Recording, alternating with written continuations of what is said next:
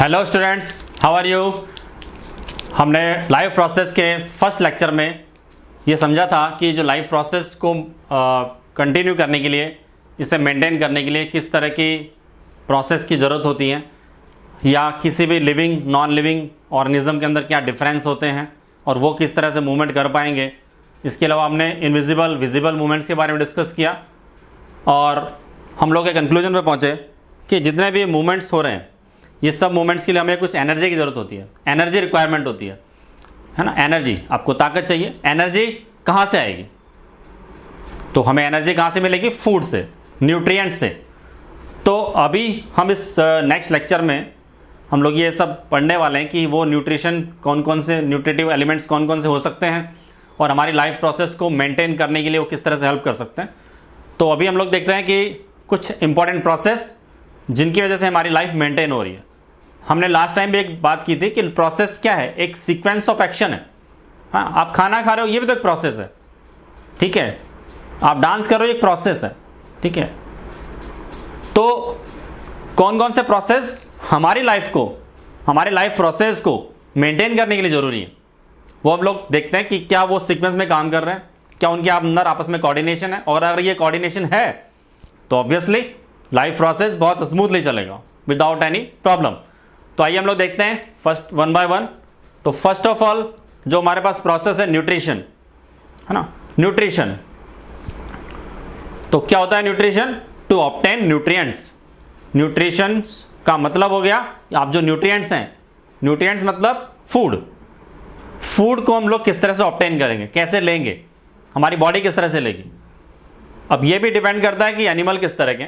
Unicellular organism जो होते थे, उनका फूड इंजेक्शन करने का तरीका कुछ और है। एक्चुअली इंजेस्ट तो करते ही नहीं, वो डिफ्यूजन के थ्रू अपनी बॉडी सरफेस, अपनी सेल की जो मेम्ब्रेन क्या है, उसके थ्रू वो फूड को इंटेक करते थे। तो हम लोग जनरल वर्ड यूज कर सकते हैं इंटेक ऑफ फूड, ठीक है। उसके हमारे पास न्यूट्रिशन को लेने के मोड्स अलग अलग हो सकते हैं, वो हम लोग आगे जाके डिस्कस करने वाले हैं। तो फिलहाल अभी सिंपल मीनिंग क्या है हमारे पास? Nutrition means to obtain nutrients. उस न्यूट्रिएंट का क्या करना है वो हम लोग आगे देखते हैं। So after obtaining the nutrients there is a process respiration. Respiration process फिर हमारा वहां पे काम करता है। रेस्पायरेशन क्या करेगा? आप लोग देख रहे हैं, रिलीज एनर्जी। हमने लास्ट लेक्चर में डिस्कस किया था कि फूड से कभी भी हमें एनर्जी नहीं मिलती है। तो एनर्जी का मेन सोर्स कौन सा है? हमारा रेस्पायरेशन, ठीक है। जब हम लोग रेस्पायरेटरी सिस्टम के थ्रू ऑक्सीजन को जब इंटेक करेंगे तो वो ऑक्सीजन हमारे फूड को ऑक्सीडाइज करेगी, हमारी सेल के अंदर एक मेटाबॉलिक रिएक्शन होगी और तब जाके हमें फूड मिलेगा, एनर्जी मिलेगी।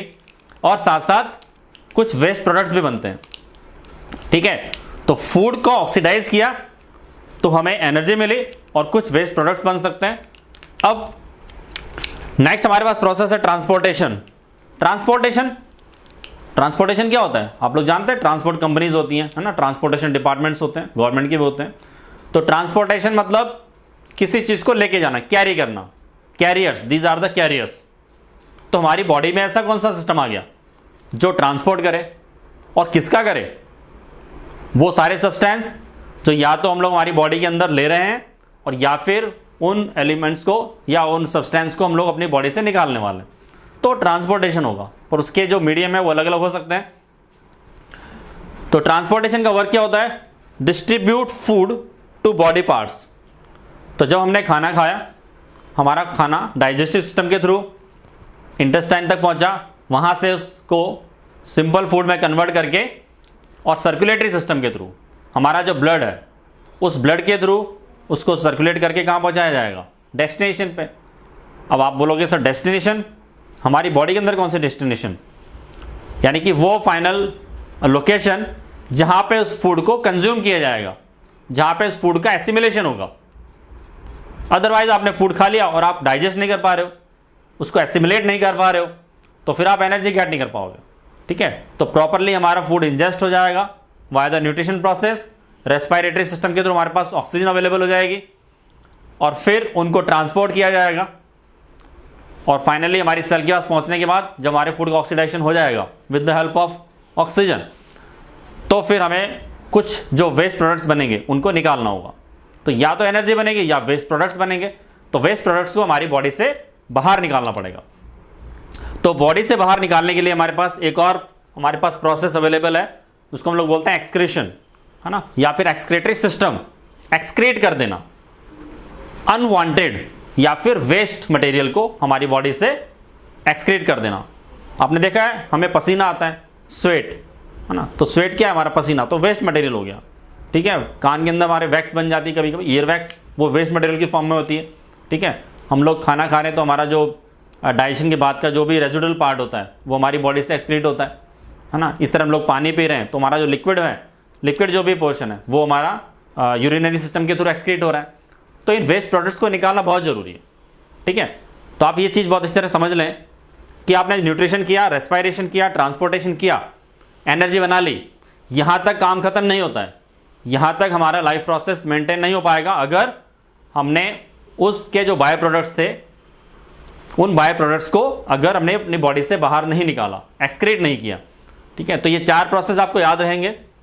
Important process, nutrition, respiration, circulatory system या ट्रांसपोर्टेशन बोल सकते हैं, और एक्सक्रेटरी सिस्टम। तो ये सबके सब एक पर्टिकुलर सीक्वेंस फॉलो करते हैं, कोऑर्डिनेशन में काम करते हैं, और तब जाके हमारी लाइफ मेंटेन हो पाती। एक भी इनमें से प्रोसेस अगर गड़बड़ होगा किसी भी प्रॉब्लम आई तो सबका कोऑर्डिनेशन बिगड़ जाएगा, है ना। और लाइफ प्रोसेस में जो उसको मेंटेन करने में जो ये हेल्प कर रहे थे वो कुछ ना कुछ वहाँ पे प्रॉब्लम क्रिएट हो जाएगी, यानी हम लोग अनहेल्दी हो सकते हैं। चलिए अब हम लोग समझते हैं कि न्यूट्रिशन जो है वो हम लोग लेंगे किस तरह से, और क्या हम लोग न्यूट्रिशन के फॉर्म में लेंगे। न्यूट्रिशन में हम लोग क्या लेंगे, तो न्यूट्रिएंट्स क्या होता है ना, तो न्यूट्रिएंट्स आप देख रहे हैं फूड है। अब कौन सा फूड, देखिए फूड जो होता है हर ऑर्गेनिज्म के लिए उसका क्राइटेरिया अलग अलग है। ठीक है, खाना आप जो खा रहे हैं वो आपके लिए कुछ और खाना है, और किसी और एनिमल के लिए वो खाना कुछ और है।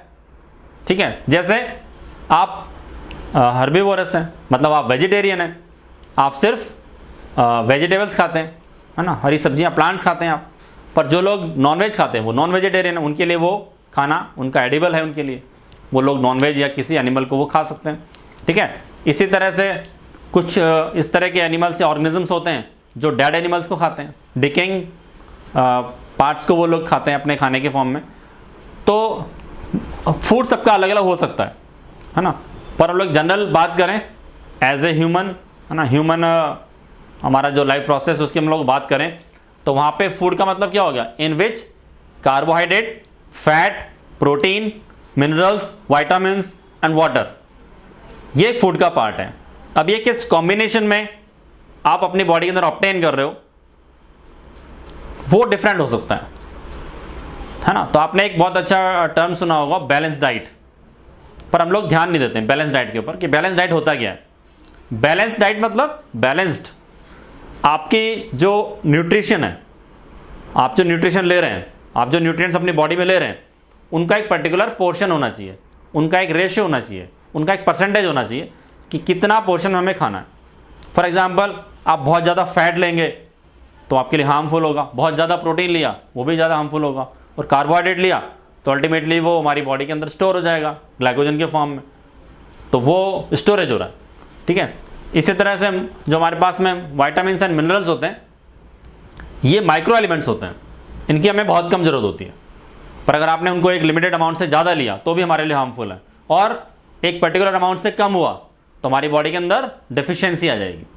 फैट हमारी बॉडी के अंदर कम गया तो उसकी भी प्रॉब्लम है, प्रोटीन अगर कम हुआ तो उससे भी हमें डिजीज़ हो सकती है ना, क्वाशियरकोर एंड मारास्मस डिसीज़ आपने नाम सुना होगा, प्रोटीन डिफिशियंसी डिजीज़ होती है।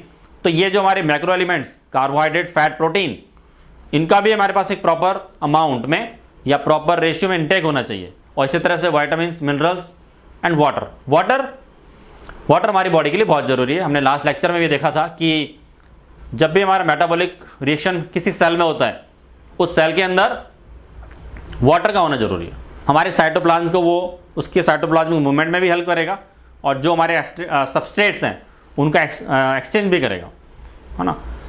तो ये सब के सब जो एलिमेंट्स हैं ये सब मिलकर हम लोग बोल सकते हैं these are the nutrients which we can obtain from a food source. वो फूड सोर्स को लीव्स वेजिटेबल हो सकती हैं, लीव्स हो सकती हैं, फ्रूट हो सकता है, ठीक है, स्टेम हो सकता है, रूट्स हो सकती हैं, है ना। आपने सुना ना मूली, गाजर, कैरेट है, रेडिश है, ठीक है, टर्निप है ना, मूंगफली है, अरेकिस हाइपोजिया जो बोलते हैं, ग्राउंडनट है, ये सब कुछ ज़मीन के अंदर से निकल रहा है, कुछ बाहर है, कुछ स्टेम के फॉर्म में है, कुछ लीव्स हैं।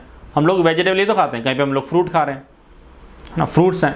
तो वो फूड क्या हो सकता है? वो कुछ भी हो सकता है। कोई एनिमल है, कोई नॉन वेजिटेरियन पर्सन है, वो उसने किसी लिविंग एनिमल को मारा, उसके बाद में उसको हम लोग एज ए डाइट ले रहे हैं, तो वो भी फूड का सोर्स है ना। कोस्टल एरिया में आप देखते हैं वहाँ पे फिश पर सब लोग डिपेंड होते हैं, फिशेस के ऊपर। तो फूड कुछ भी हो सकता है ना। पर हमें क्या ध्यान देना चाहिए, एक बहुत जनरल चीज़ है ना, ऐसा नहीं हम लोग ये 10th चैप्टर का पार्ट पढ़ रहे हैं, ये हमारी लाइफ से जुड़ा हुआ है ना। अगर आपसे बोला जाए कि आप बैलेंस डाइट लेते हैं, तो ये बैलेंस डाइट की इंपॉर्टेंस हमें पता होनी चाहिए। बैलेंस का मतलब क्या है ना। एक सर्वे में सामने आया कि इंडिया में ऑलमोस्ट है ना, मतलब 60% जो लोग हैं वो माल न्यूट्रिशन का विक्टिम है, माल न्यूट्रिशन के शिकार है। माल न्यूट्रिशन मतलब प्रॉपर न्यूट्रिशन नहीं मिल रहा। वो लोग पेट भर के खाना खा रहे हैं, पर वही बात आती है कि बैलेंस डाइट नहीं ले पा रहे। तो उन्होंने वो, जैसे इंडियन टेंडेंसी क्या होती है, होता है ना हमारे इंडिया में, पूड़ी है ना, तली फली चीज़ें, कचौरी, और कोटा के लोग हैं तो कचौरी तो खाते ही हैं, तो कितना ऑयली है ना, फैट, इस तरह से। तो ये सारी चीज़ें हमारे लिए हार्मफुल हो सकती हैं अगर लिमिट से ज़्यादा लेंगे, ठीक है। इसलिए आप सुनते हैं ना, बैलेंस डाइट के अंदर आपको मिल्क भी पीना चाहिए है ना, ग्रीन वेजिटेबल्स खानी चाहिए, कार्बोहाइड्रेट के फॉर्म में चपाती भी खा रहे हो, प्रॉपर पानी भी हमें पीना चाहिए, एक दिन में कम से कम 3 से 4 लीटर पानी का एक जो जनरली डॉक्टर समय सजेशन देते हैं वो भी हमें लेना चाहिए। तो ये सब चीज़ें जरूरी है। किसी भी एक चीज़ की डेफिशिएंसी होगी, हमने उसको इग्नोर किया, तो उस पर्टिकुलर न्यूट्रिएंट की डेफिशिएंसी हमारी बॉडी के अंदर हो जाएगी, ठीक है। चलिए आगे देखते हैं न्यूट्रिशन। तो ये जो न्यूट्रिएंट्स हैं, इनको लेने का तरीका है ना, इन्हें ऑब्टेन करने का जो प्रोसेस है, दैट इज न्यूट्रिशन। न्यूट्रिएंट्स हमारे सामने अवेलेबल हैं, पर उसको हम लोग किस तरह से ऑब्टेन करेंगे, वो हमारा न्यूट्रिशन प्रोसेस होगा। और एक और स्टेप इसके अंदर जुड़ जाती है, ऑब्टेन या intake of the nutrients and utilize them, ठीक है। Process of intake of nutrients by an organism and also utilisation of these nutrients. Utilize कर पाओ, आपने खाना या किस तरह से कुछ चीज़ ली, उसको आपने इनटेक किया, पर हम उसको यूटिलाइज नहीं कर पा रहे, तो वेस्ट प्रोडक्ट हो गया, वो हमारे लिए वेस्ट है, हम उसको एसिमिलेट नहीं कर पाए, उससे हम लोग एनर्जी गेट नहीं कर पाए। तो प्रॉपर न्यूट्रिशन कब मिलेगा? देखिए बहुत सिंपल सी एक आपको मैं एग्जांपल दूं, इंडाइजेशन। इंडाइजेशन हम लोग बोलते हैं ना कि कभी कभी किसी मैरिज में गए थे या फिर किसी ऐसा प्रोग्राम में गए थे, तो वहाँ पे खाना खाया तो थोड़ा सा हैवी खाना हो गया, तो हमको ज़्यादातर शिकायत होती है कि इंडाइजेशन हो गया। तो इंडाइजेशन मतलब आपने न्यूट्रिएंट्स को ऑब्टेन तो कर लिया था, बट प्रॉपरली उसको डाइजेस्ट नहीं कर पाए, उसको एब्जॉर्ब नहीं कर पाए और उसको एसिमिलेट नहीं किया, यानी कि हम लोग उससे एनर्जी गेट नहीं कर पाए, है ना। तो न्यूट्रिशन, एक प्रॉपर न्यूट्रिशन का मतलब जितना भी आप अमाउंट में फूड ले रहे हैं, न्यूट्रिएंट्स को ले रहे हैं, ऑब्टेन कर रहे हैं, उतने अमाउंट को हम लोग प्रॉपरली यूटिलाइज कर पाएँ। अदरवाइज तो हम लोग अपनी बॉडी के अंदर स्टोर करते जाएंगे, और हमारे पास अगर फैट ज़्यादा हो गया तो फैट हमारी बॉडी के अंदर स्टोर होगा और हमारा वेट गेन होना स्टार्ट हो जाएगा, फैटी बॉडी हो जाएगी, है ना। तो ये पूरा न्यूट्रिशन प्रोसेस है। यहाँ पे एक और चीज़ आप देख रहे हैं, nutrients an organism can get from food, है ना। तो ये वही चीज़ है, न्यूट्रिएंट्स जो है हम लोग, न्यूट्रिएंट्स एंड फूड। तो न्यूट्रिएंट्स कहाँ से आएंगे? फूड से, है ना। तो फूड के थ्रू हम लोग न्यूट्रिएंट्स ले सकते हैं। उस फूड के अंदर ये सारे कंपोनेंट्स होने चाहिए, carbohydrate, fat, protein, minerals, vitamins, water वगैरह, तब जाके हम लोग एक प्रॉपर जो न्यूट्रिशन है वो ले पाएंगे। एक और पॉइंट है यहाँ पे, both energy and raw materials are obtain from the food. Energy and raw materials तो फूड से मिलेगा ना। कहते हैं ना बहुत एनर्जेटिक फूड होता है, जैसे आप कार्बोहाइड्रेट होता है ना, कार्बोहाइड्रेट का क्या काम होता है हमारे अंदर, वो इंस्टेंट एनर्जी का काम करता है। इंस्टेंट एनर्जी, इमीडिएटली आपको एनर्जी मिलेगी। कार्बोहाइड्रेट जो एक कॉम्प्लेक्स कार्बोहाइड्रेट होता है, उसको हम लोग सिंपल फॉर्म में बदलेंगे। सिंपल फॉर्म क्या होता है? ग्लूकोज, ठीक है। आपने देखा होगा जब भी कुछ गेम्स में, है ना, कोई रेस का गेम चल रहा है या कोई स्पोर्ट्समैन होते हैं, जब क्रिकेट हम खेल रहे हैं, तो वो जब वो थक जाते हैं तो उनको क्या किया जाता है? डायरेक्टली जाके उनको ग्लूकोज दिया जाता है, ग्लूकॉन डी। आपने बहुत ऐड देखे होंगे उसका, ग्लूकॉन डी के। तो ग्लूकॉन डी मतलब ग्लूकोज है, हम उसको डायरेक्टली उसको किसी पानी के अंदर मिला के इस तरह से सॉल्यूशन बना के उसको पिला देते हैं, तो उसको डाइजेस्ट नहीं करना पड़ेगा, वो सीधा ब्लड के अंदर पहुंचेगा, एब्जॉर्ब होगा, क्योंकि लिक्विड फॉर्म में एब्जॉर्ब होगा और हमें इंस्टेंटली एनर्जी दे देगा। और कभी कभी आपने देखा होगा जब कुछ पर्सन को इंजरी हो गई या कुछ एक्सीडेंट हुआ था, है ना, तो ब्लड तो उसको चढ़ रहा था अगर ज़रूरत पड़ी थी, उसके अलावा उनको ग्लूकोज लगा दिया जाता है। तो ग्लूकोज बाय द सीरीज, है ना, कैंडुला लगा के उसके थ्रू, कैनुला के थ्रू एक बॉटल लटकाई जाती है, तो वो ग्लूकोज का जो पूरा सॉल्यूशन होता है वो पूरा हमारे डायरेक्टली ब्लड के अंदर सर्कुलेट किया जाता है। तो ग्लूकोज एक सिंपल टाइप का हमारा जो कार्बोहाइड्रेट है जो हम लोग हमारी बॉडी डायरेक्टली कंज्यूम करती है, और इसी ग्लूकोज से हम डायरेक्ट एनर्जी बनाते हैं। तो हमें ग्लूकोज को फर्दर डाइजेस्ट नहीं करना पड़ेगा, ठीक है। तो आपको रॉ मटेरियल भी मिल रहा है और साथ साथ एनर्जी मिल रही है। अब फैट एंड प्रोटीन, ये फैट एंड प्रोटीन हमारी बॉडी के अंदर जाएंगे, पहले इनका ब्रेक डाउन किया जाएगा सिंपल फॉर्म में और फिर ये हमारी बॉडी का पार्ट बनाएंगे, ठीक है। जैसे कि फैट हमारे जो भी पर्टिकुलर पोर्शन होता है वहाँ पे जाके हमारा फैट जरूरी होता है, फैट डिपोजिशन। प्रोटीन हमारे जो हेयर्स होते हैं, नेल्स होते हैं, इन सब में प्रोटीन है, ठीक है। इस तरह से मिनरल्स एंड वाइटामिन्स ये भी कुछ ना कुछ हमारी बॉडी के अंदर रेगुलेशन का काम करते हैं। तो रॉ मटेरियल एनर्जी हमें दोनों फाइनली फूड से मिलेगी, पर एनर्जी लेने के लिए हमें वही ऑक्सीडेशन करना पड़ेगा उस रॉ मटेरियल का, उस फूड का। चलिए हम आगे देखते हैं फूड। तो फूड को हमने यहाँ पे दो कैटेगरी में डिवाइड किया है, बांटा है, मैक्रो एलिमेंट्स और माइक्रो एलिमेंट्स। मैक्रो जो हमें बल्क में काफ़ी सारे अमाउंट में हमें अपने फूड के फॉर्म में चाहिए होता है, और माइक्रो जो बहुत कम लिमिटेड अमाउंट में, वो जो लिमिटेड अमाउंट है उससे थोड़ा सा भी वो ज़्यादा हुआ तो भी हमारे लिए प्रॉब्लमेटिक हो सकता है, और अगर वो कम हुआ तो भी हमारे लिए वो डेफिशिएंसी के फॉर्म में एक प्रॉब्लम क्रिएट कर सकता है। तो उसकी जो भी लिमिटेड अमाउंट है वो लेना चाहिए पर्टिकुलर बैलेंस डाइट के थ्रू, ठीक है। तो इसको हम लोग देखते हैं इसका क्या क्लासिफिकेशन है। तो मैक्रो एलिमेंट्स के अंदर हमारे पास तीन चीज़ आती हैं, carbohydrate, fat and protein. Carbohydrate and fat provides energy. ये चीज़ आपको ध्यान रखनी है बिल्कुल से कि कार्बोहाइड्रेट एंड फैट हमें एनर्जी देंगे। ऐसा क्यों हो रहा है? कार्बोहाइड्रेट मैंने आपको बताया था अभी पॉलीसैकेराइड होता है, जिसको हम लोग एक सिंपल सैकेराइड यानी कि ग्लूकोज में बदल देते हैं और हमें एनर्जी मिलती है। और फैट जो हमारी बॉडी में एक पर्टिकुलर अमाउंट के बाद में डिपोजिशन होना चालू होता है। तो जब हमारी बॉडी के पास कार्बोहाइड्रेट अवेलेबल नहीं होता, हम भूखे हैं, ठीक है, आप सुबह नाश्ता करके नहीं आए या खाना खा के नहीं आए, ठीक है, आपको बहुत ज़ोर से भूख लग रही है और इस तरह से आपको पूरा दिन आपका निकल गया, तो फिर क्या होगा? कार्बोहाइड्रेट हमारी बॉडी के अंदर नहीं बचा, इंस्टेंटेनियस था, कंज्यूम हो जाता है, ठीक है। तो फिर क्या होगा? फिर हमारा फैट का इसका जो है डाइजेशन स्टार्ट हो जाएगा, फैट डाइजेस्ट होगा और वो वापस से ग्लूकोज के अंदर कन्वर्ट होगा, है ना। ये एक बहुत कॉम्प्लेक्स प्रोसेस है, ये आप हायर क्लासेस के अंदर पढ़ेंगे, इसको हम लोग बोलते हैं ग्लूकोनियोजेनेसिस, ठीक है। ग्लूकोज के अलावा अगर आप फैट एंड प्रोटीन से ग्लूकोज बना रहे हैं तो उनसे भी हम वो ग्लूकोज गेट कर सकते हैं, उसको बोलते हैं ग्लूकोनियोजेनेसिस। तो हमें अल्टीमेटली कार्बोहाइड्रेट एंड फैट हमें एनर्जी प्रोवाइड करेंगे। नेक्स्ट आता है प्रोटीन। तो आप देख रहे हैं इसके फंक्शंस, अभी मैंने आपको बताया था, बिल्ड बॉडी। हमारी जो पूरी बॉडी है, हमारा जो ये मसल्स हैं, हमारा जो स्ट्रक्चर है ना, बोन्स को जो जोड़ती हैं मसल्स आपस में, है ना। मसल्स क्या होती हैं? मसल्स बोन को इस तरह से जोड़ेंगे टेंडन के थ्रू। तो सारा जो हमारे जितने भी बोन्स हैं उनका लोकोमोशन कैसे पॉसिबल होता है? मसल कॉन्ट्रैक्शन के थ्रू, है ना। तो मसल्स हमारी पूरी बॉडी के अंदर यहाँ पे उसको बिल्ड करने के लिए ज़रूरी है हमारा प्रोटीन। ग्रोथ के लिए हमारा प्रोटीन ज़रूरी होता है। जैसे आपको मैंने बताया कि जो हेयर्स हैं, नेल्स हैं, या ओवरऑल हमारी जो बॉडी है उसके जिसके अंदर जहाँ भी प्रोटीनिशियस पार्ट है उस सब जगह पे इसको जिसकी ज़रूरत पड़ेगी। हीलिंग, तो वाउंड हीलिंग वगैरह के अंदर भी हमें प्रोटीन की ज़रूरत पड़ती है ना। इंजरी या कुछ भी जब हमारे पास होती है, डैमेज होता है, तो उसको फिलअप करने के लिए हमारे पास में प्रोटीन की ज़रूरत पड़ती है। तो इस तरह से काफ़ी इंपॉर्टेंट रोल होता है हमारे प्रोटीन का हमारी बॉडी के अंदर। Next is micro elements. Micro का मतलब बड़ा, वृहत हिंदी में अगर बोला जाए, और माइक्रो सूक्ष्म, छोटा, बहुत कम अमाउंट में। तो जो हमारे पास माइक्रो एलिमेंट्स हैं उसमें दो चीज़ें आती हैं, वाइटामिन्स एंड मिनरल्स, है ना। वाइटामिन्स एंड मिनरल्स दोनों कम अमाउंट में चाहिए और दोनों का फंक्शन क्या है? Regulating nutrients. ये दोनों रेगुलेटरी न्यूट्रिएंट्स हैं, यानी कि हमारी बॉडी के अंदर जो हमने बल्क में खाना खा लिया, ठीक है, पर बहुत छोटी छोटी चीज़ें या बहुत छोटे छोटे ऐसे सिम्टम्स हैं जो इनकी डेफिशिएंसी से आ सकते हैं। तो ये बहुत कम होने के बावजूद हमारी बॉडी के लिए इंपॉर्टेंट है और हमारी बॉडी के बहुत सारे फंक्शंस को रेगुलेट करने में हेल्प करती है, apart from the macro elements, ठीक है। वाटर, हमने वाटर यहाँ पे नहीं लिखा है क्योंकि वाटर को हम लोग मैक्रो एलिमेंट या माइक्रो में नहीं मान सकते, क्योंकि वाटर जो है वो एक हेल्पिंग की तरह काम करता है, एसेंशियल है बट हेल्प करेगा। ऐसा नहीं कि हम लोग सिर्फ वाटर को लेकर डाइजेस्ट कर रहे हैं, वाटर डाइजेस्ट नहीं होगा, वाटर हमारी अदर एक्टिविटीज़ के लिए अंदर काम करेगा, ठीक है।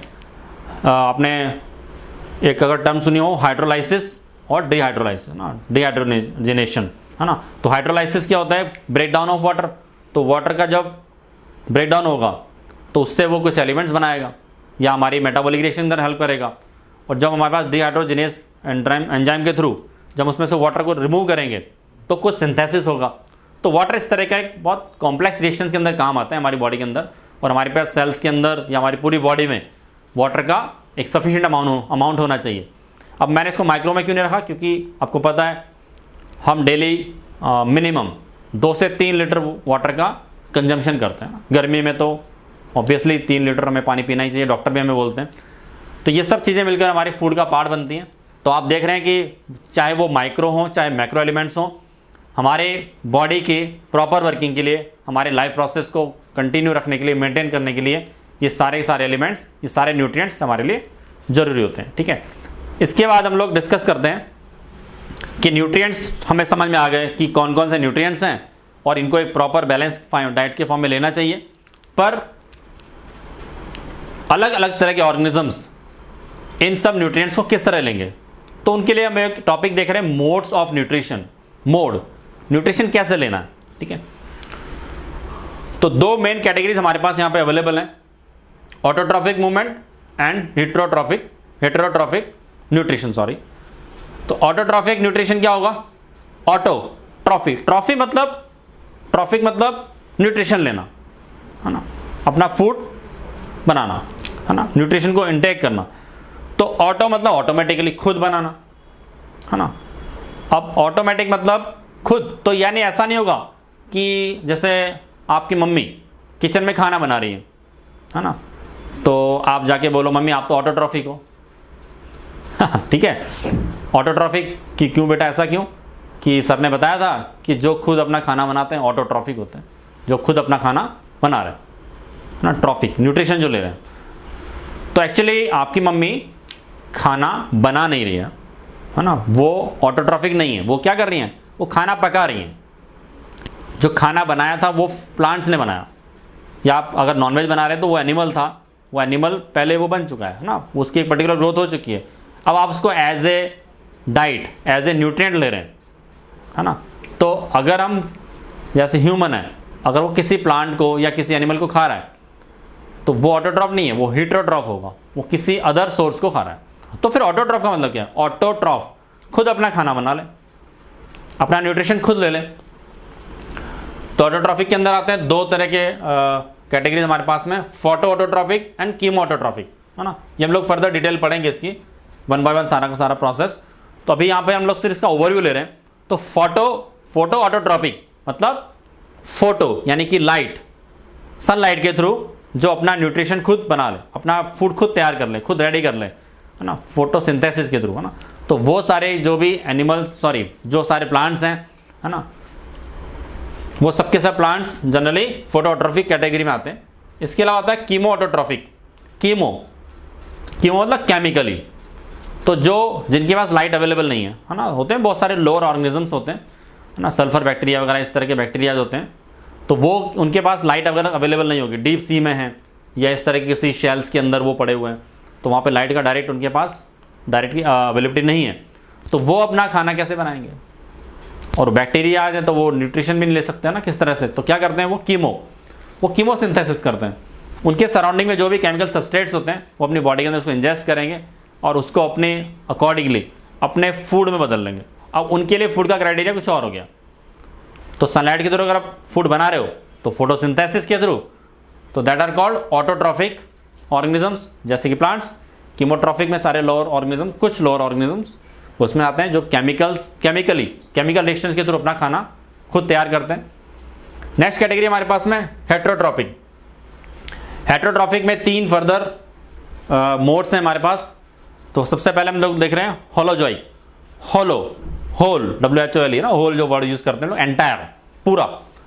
तो होलोजोइक के लिए हम लिखो और अच्छा नाम लिखा है यहाँ पे इंजेस्टिव। इससे क्या होता है कि हमें कंफ्यूजन नहीं होगा कि होलोजोइक होता क्या था। इंजेक्शन करना, अब आप खाना कैसे खाते हैं, आपने एक पीस लिया, है ना, चपाती का या किसी फ्रूट का, या कोई आप इस तरह को सैलेड खा रहे हैं, कुछ भी है, तो आपने इसका उसका पूरा पीस लिया, अपने मुंह में रखा, फिर चबाया, तो हम लोग से इंजेस्ट कर रहे हैं, तो हम क्या हैं, होलोजोइक एनिमल्स। ठीक है, तो इंजेस्टिव जो अपना खाना सॉलिड पार्ट के फॉर्म में या लिक्विड पार्ट के फॉर्म में इंजेस्ट कर सकते हैं, उन सबको हम लोग बोलेंगे होलोजोइक ऑर्गेनिजम्स। सेप्रोफाइटिक ऑर्गेनिज्म कौन से होते हैं? जो डेड और डिकेइंग मैटर्स, ठीक है। आपने देखा ना कुछ कोई ऐसा जानवर कहीं पे मरा पड़ा होता है तो थोड़े दिन बाद वो गलना स्टार्ट हो जाता है ना, उसमें से बदबू आने लगती है। ऐसा क्यों हो रहा है? कि उसके अंदर वो जिस तरह के जो बैक्टीरियाज थे, है ना, या जो लोअर ऑर्गेनिजम्स थे, उन्होंने उसको क्या करना, उसको खाना स्टार्ट किया। उनके लिए वो न्यूट्रिएंट है, उनको वहाँ से न्यूट्रिशन मिल रहा है, ठीक है। आपको पता है उसमें बड़ी बदबू आती है। आप जो कभी कुछ लोग सुन रहे हैं तो मूवी बना रहे होंगे कि यार बड़ी बुरी सी बदबू आती है, पर उन बैक्टीरियाज के लिए तो उनका फूड है, उनका फेवरेट फूड है। तो डेड एनिमल्स या फिर डिकेइंग, है ना, कुछ सड़े गले पत्ते कहीं पे पड़े हुए हैं, या किसी जो वो ऑर्गेनिज्म था उसकी बोन्स या उसके बाल या उसकी स्किन का पार्ट पड़ा हुआ था, तो वो डिकेइंग जो भी इस तरह के मैटर थे, उनसे वो अपना खाना तैयार कर रहे हैं, तो वो हो जाएंगे हमारे पास सैप्रोफाइटिक। तो जितने भी हमारे पास fungis and bacteria, specially fungi and bacteria, ये दोनों क्या होते हैं? ये सैप्रोफाइटिक होते हैं। फंजाई, आप लोगों ने कभी फंजाई खाई है? मशरूम सुना है? मशरूम तो खाते होंगे आप लोग, है ना, मशरूम खाते हैं, बड़ा अच्छा लगता है। तो आपको पता है वो भी एक फंजाई है, वो भी फंगस है। मशरूम भी एक फंगस है, और आपको पता है कहाँ पे उगता है वो, उसकी ग्रोथ कहाँ पे होती है? तो इसी तरह की डिकेइंग मटेरियल्स के ऊपर, है ना। एक सिंपल लैंग्वेज हम लोग बोले तो आपको बड़ा अजीब सा लगेगा सुनने में, पर जो कचरा होता है ना, कचरा, उसके ऊपर उगता है वो, और हम बड़े चाव से खाते हैं। वाह भाई, बड़ा अच्छा और बहुत अच्छा एडिबल हमारे लिए फूड है ना। तो बेसिकली बैक्टीरिया एंड फंगस जो होते हैं वो सैप्रोफाइटिक होते हैं। नेक्स्ट आता है पैरासाइट, पैरासिटिक। पैरासिटिक मतलब इस तरह के ऑर्गेनिजम्स जो किसी और बॉडी से अपना न्यूट्रिशन लेते हैं, किसी और ऑर्गेनिज्म से अपना न्यूट्रिशन लेते हैं, ठीक है, बट विदाउट किलिंग देम, उनको मारेंगे नहीं, है ना। अब आप बोलोगे सर किसी और, मतलब वही बात है ना कि आधी अधूरी बात सुनी और हमने डिसीजन ले लिया, है ना। हमने फर्स्ट लेक्चर में बात की थी, हमें ऑब्जर्व करना है, जो भी बात है उसको पूरा कंप्लीट समझना है, सुनना है, समझना है, और फिर हमें डिसीजन लेना है। तो आप जो भी सेंटेंस सुनते हो उसको थोड़ा सा एनालिसिस करें ना। तो यहाँ पे बात ये आ रही है कि जैसे मैंने बोला कि किसी दूसरे एनिमल से वो अपना न्यूट्रिशन लेते हैं, तो उनको हम लोग बोलेंगे पैरासाइट। तो आप बोलोगे सर जो लॉयन होते हैं वो भी पैरासाइट होंगे, इसका मतलब वो तो किसी और एनिमल को मार के खाते हैं, है ना। तो कंप्लीट डेफिनेशन क्या है पैरासाइट की? ऐसे ऑर्गेनिजम्स जो किसी अदर ऑर्गेनिज्म से अपना फूड लेते हैं बट विदाउट किलिंग